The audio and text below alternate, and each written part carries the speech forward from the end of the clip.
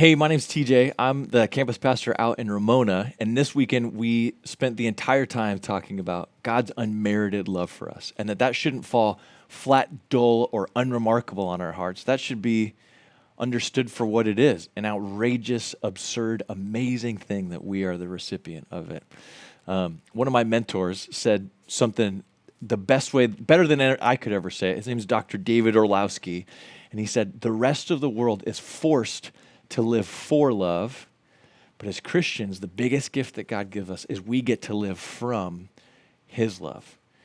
And this is a weird idea because for me, as in much of my life as a Christian, I knew that Jesus died on the cross for me, but I didn't understand what it meant that by his unmerited love, I had access to all the love that I need. I was a Christian saved by Jesus and yet still going out into the world trying to live for love, trying to impress people, trying to impress myself by accomplishing things and being impressive. At certain seasons of my life, I'd go try to gain love for myself by experiencing pleasure or a feeling or whatever. And I think what the mature Christian realizes, which I'm not by any means, but I'm vaguely coming into these ideas, is that we already have access to all the love we need. And there's such a freedom in that, right? We don't have to be the people pleaser anymore. We don't have to chase experiences. We are independent and safeguarded from how our day goes. It could be the worst day possible. And yet, me experiencing God's love is still not just possible, but guaranteed. I already have it.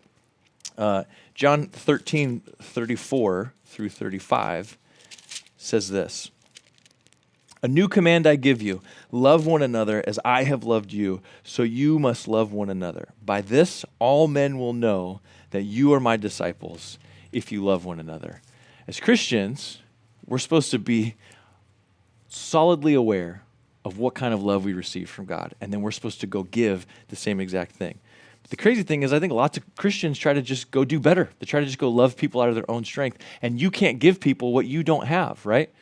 Jesus didn't call us to love out of our own strength. He called us to love as he loved us. We're not supposed to go try harder. We're supposed to, as Chris Brown says, if you've been here any time at all, you've heard him quote the famous passage of John 15, and 11 times he'll say, Jesus calls us to remain, remain, remain, remain, remain, remain, 11 times, right?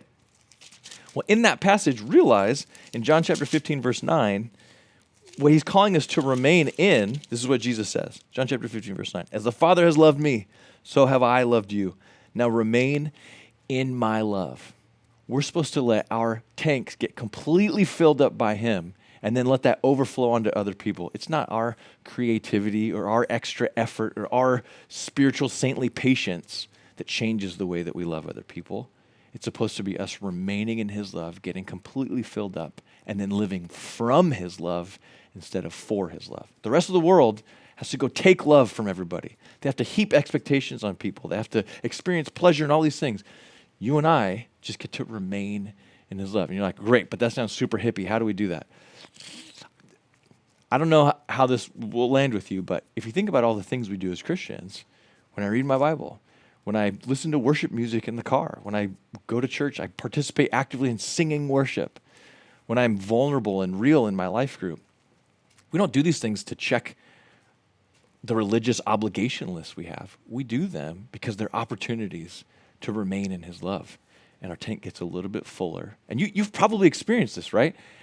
When I'm listening to worship music in the car, instead of, I don't know, I was about to defame some genre of music, but it changes me. It's palpable, right? I'm a little bit more patient. My spirit's a little bit more unlifted. When I sit under the teaching of his word and his Bible washes over me, it like cleanses my heart. And what people have access to in me is better than otherwise. So our response to God's unmerited love isn't go try harder. It's just supposed to be remain. Stay close to his love. Let him fill you up, and then just let the overflow bless the people around you. That's what we're supposed to be. I hope this blesses you. Go love people this week, not by trying harder, but by getting filled up. Have a great week. Woo-hoo.